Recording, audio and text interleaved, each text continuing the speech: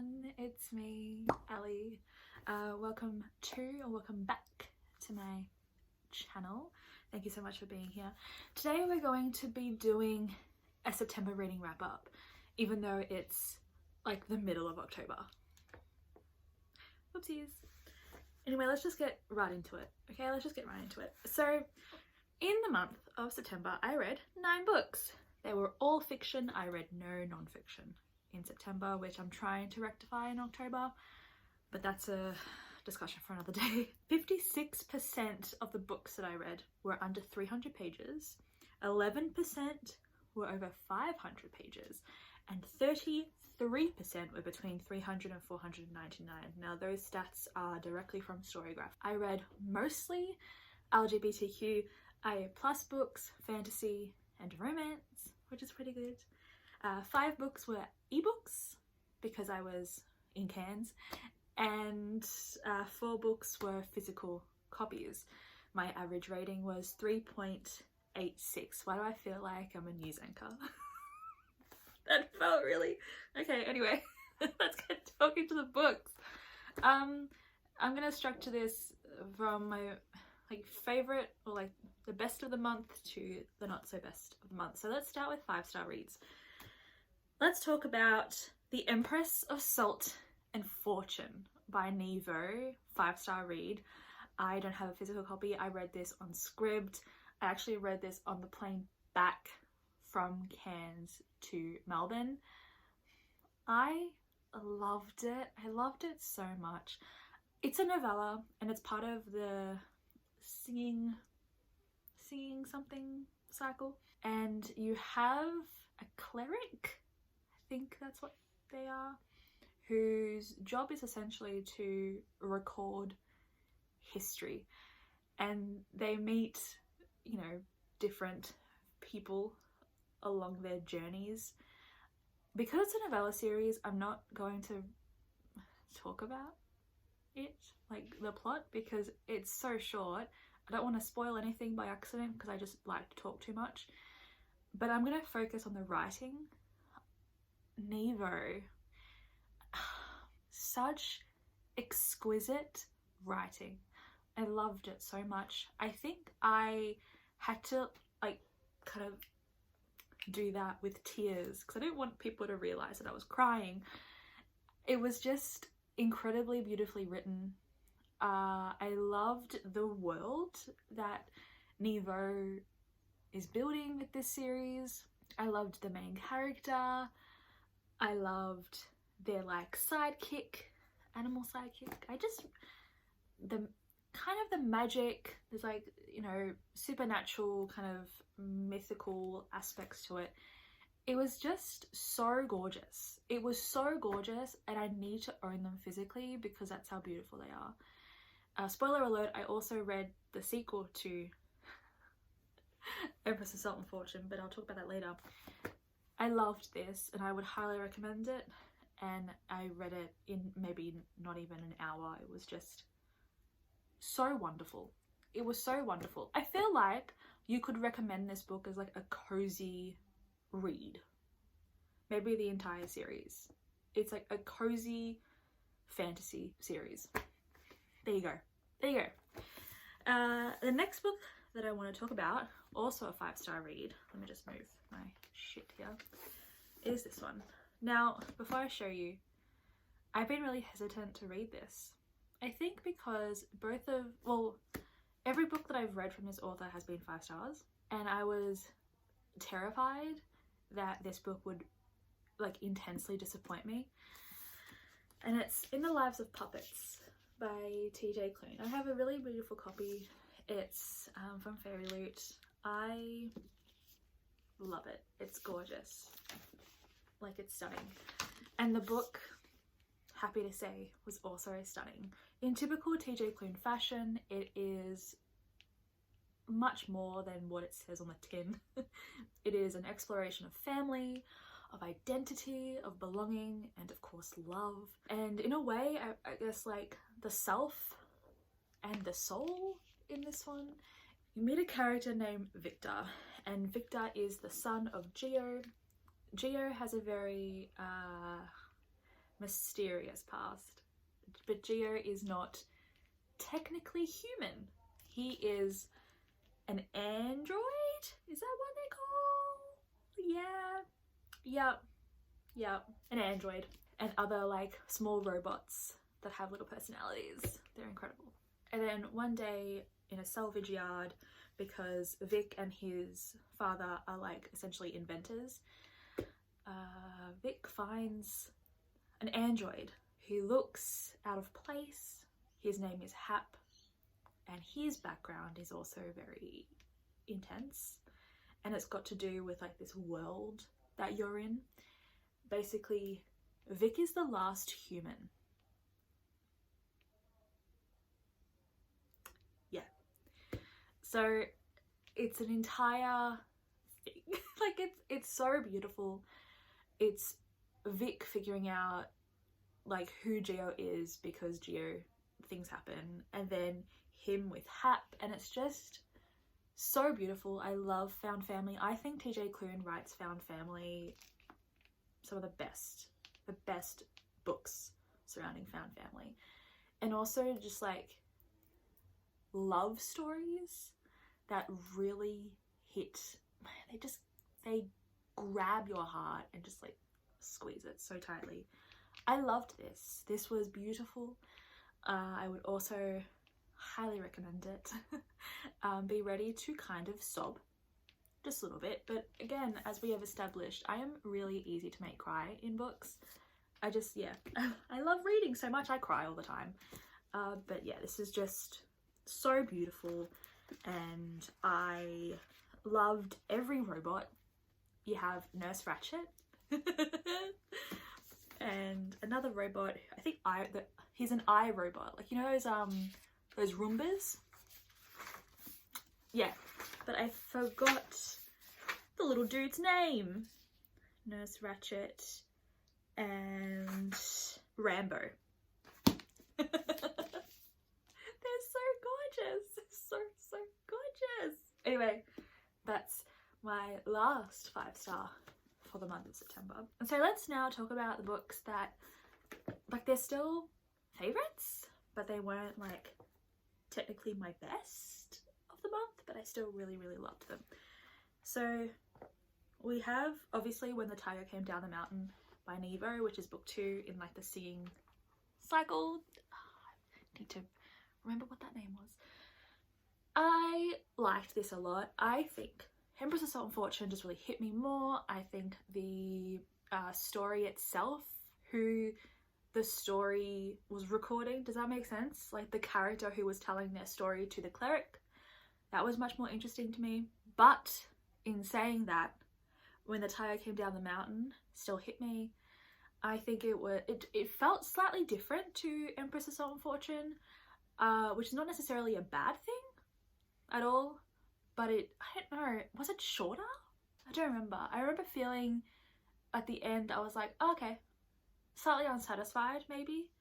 Maybe it was a pacing thing. I'm trying to remember. The beginning of September feels so long ago.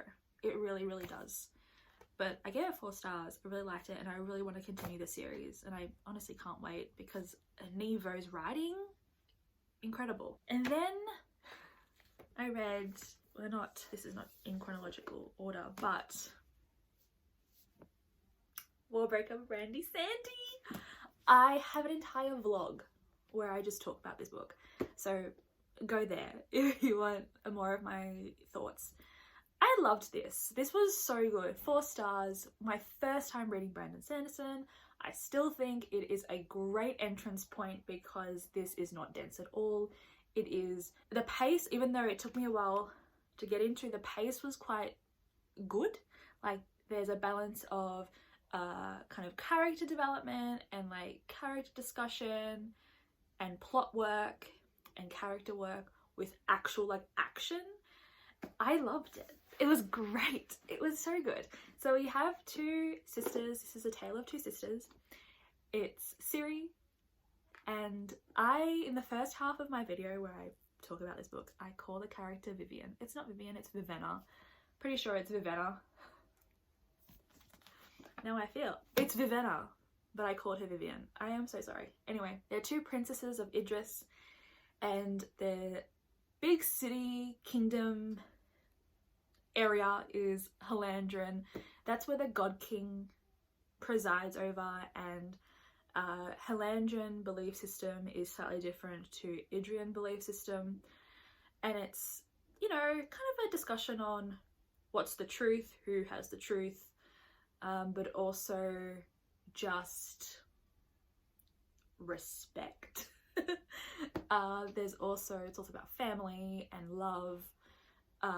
There's conspiracies. I really like fantasy that goes into the planning and the strategy of war, basically, or just like battle, combat, thinking about what would happen if XYZ would happen. I really like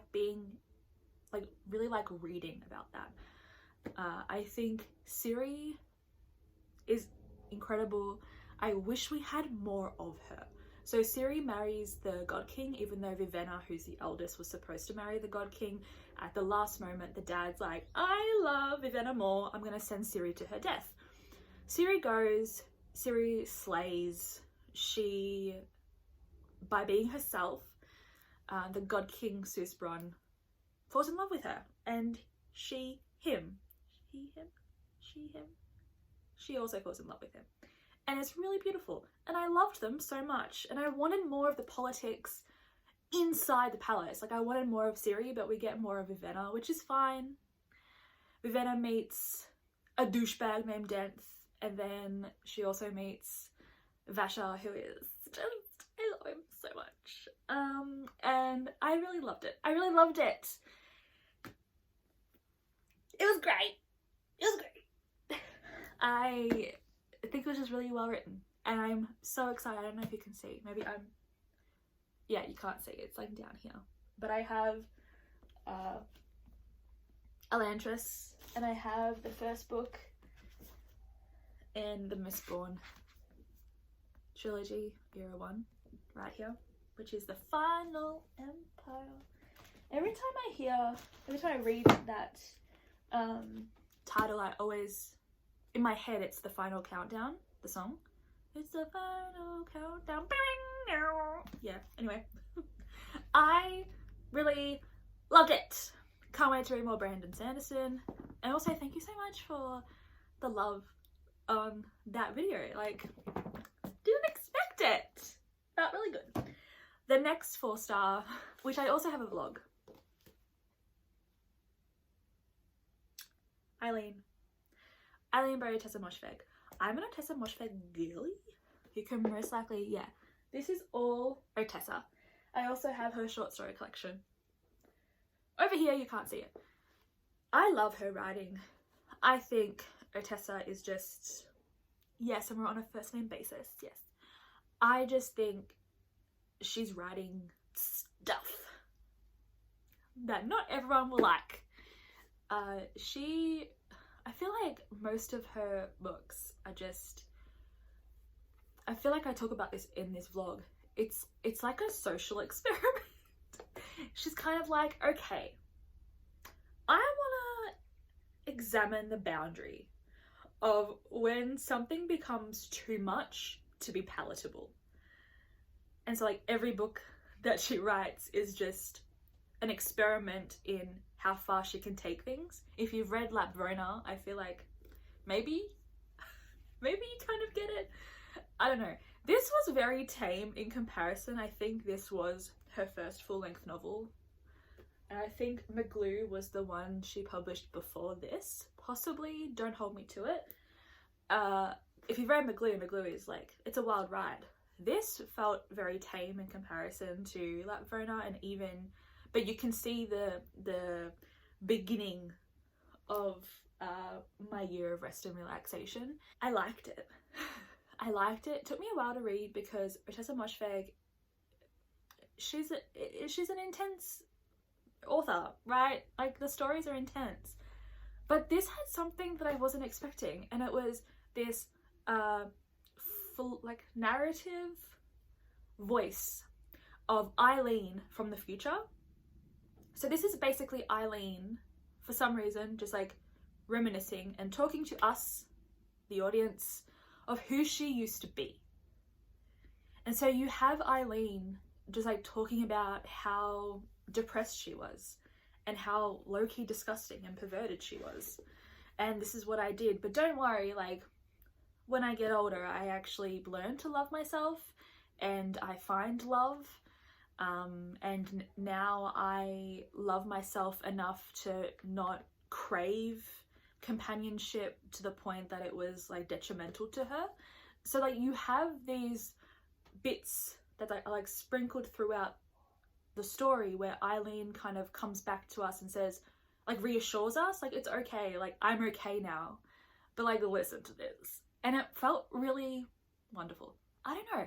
And it ends on a really heartwarming note. I think I read it out in the vlog where I read this book. I read it out and it was, "Here is how I spend my days now. I live in a beautiful place. I sleep in a beautiful bed. I eat beautiful food. I go for walks through beautiful places. I care for people deeply. At night my bed is full of love because I alone am in it. I cry easily from pain and pleasure, and I don't apologize for that. In the mornings I step outside and I'm thankful for another day. It took me many years to arrive at such a life." And it's just gorgeous. It really is.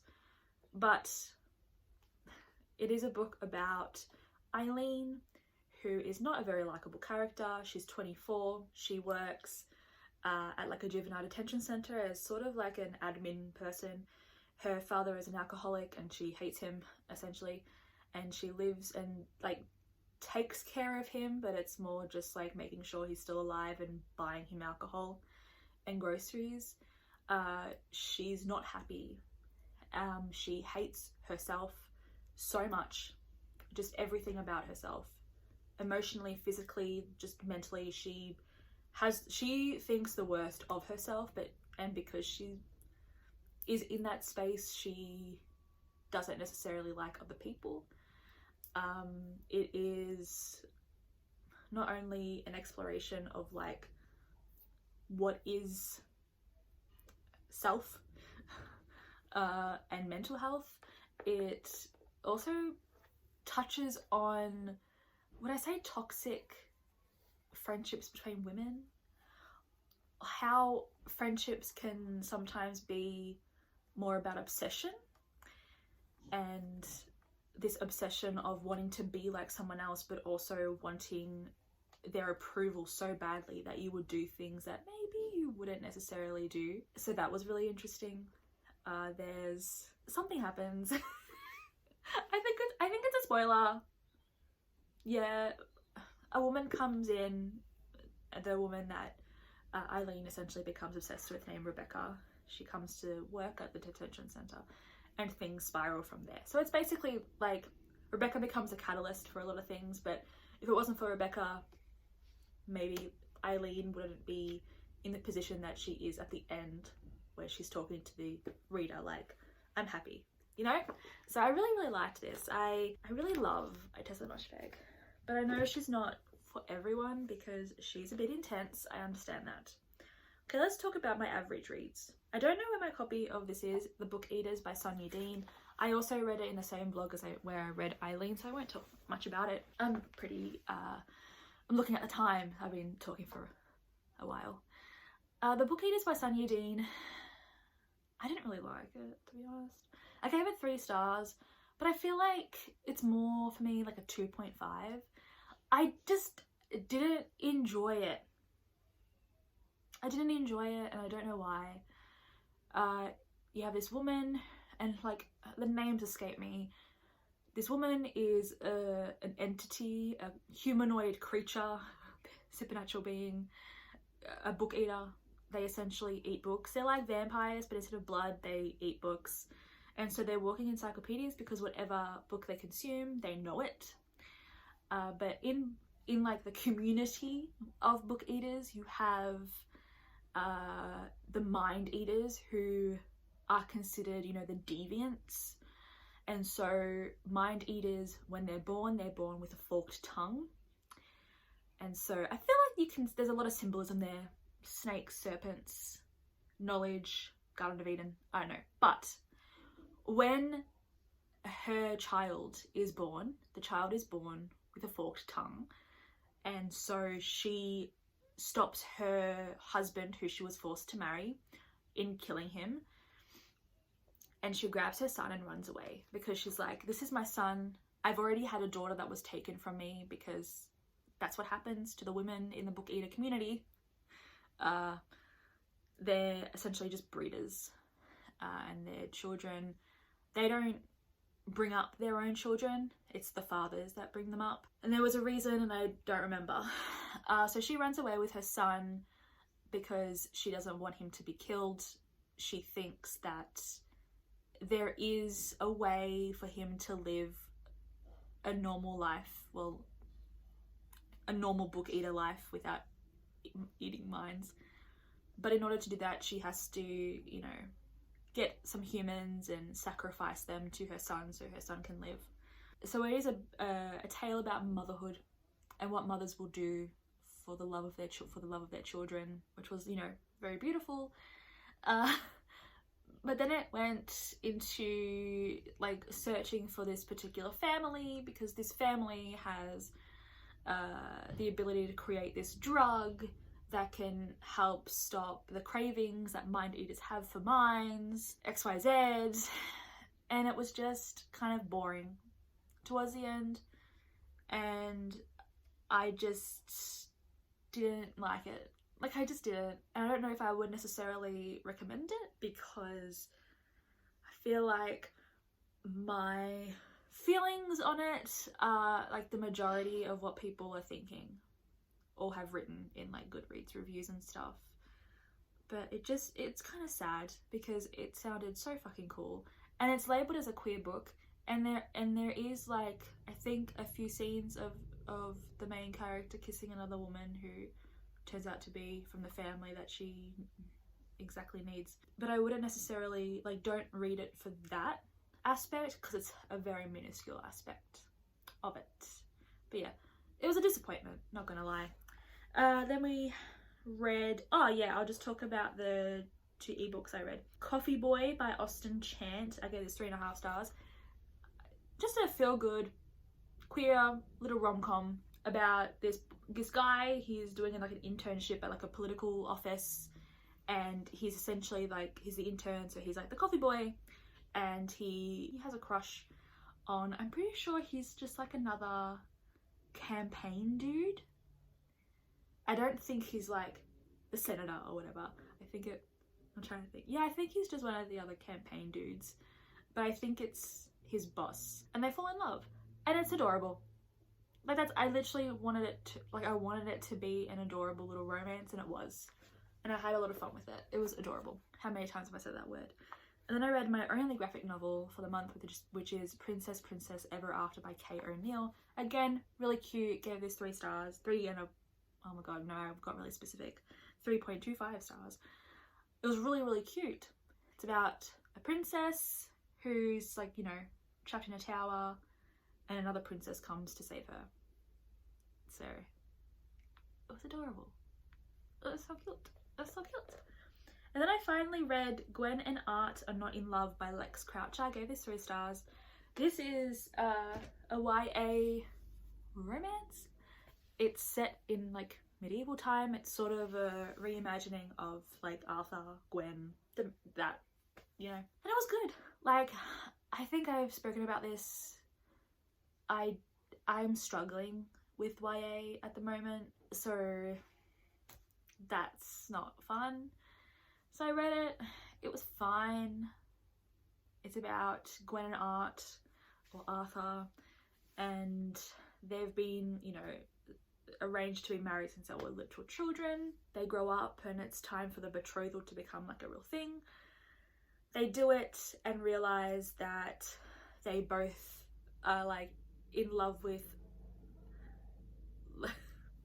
so Gwen is in love with a knight who's a woman, and Art is in love with is it Gabe? I forgot his name, but Art is in love with Gwen's brother.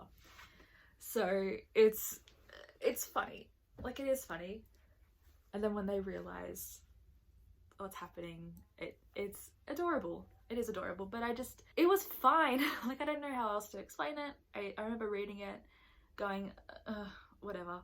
I think the problem with me was there was not enough time with the characters Gwen and Art in the couple. Like, you don't spend enough time, and then all of a sudden there's the epilogue, and then I'm like, what the fuck? Like, I need to believe this. Anyway, I wasn't necessarily disappointed. I just remember finishing it and going, cool, and just like putting it aside. Like, I haven't really thought of it since, and I keep on forgetting that I've actually read it, so I don't know what that says about it. But I don't know, I'm just gonna not read YA for a bit, I think, because I'm just not getting on with it. Be that YA fantasy, be that YA contemporary, YA romance, it's just not doing it for me right now. Maybe it's just like the place I am in my life. I'm struggling to get into these books. Maybe they feel like the same story over and over again. Maybe I'm not reading the right YA. I don't know. I'm having a bit of an existential crisis, okay? But that's it. That's the books that I read in September.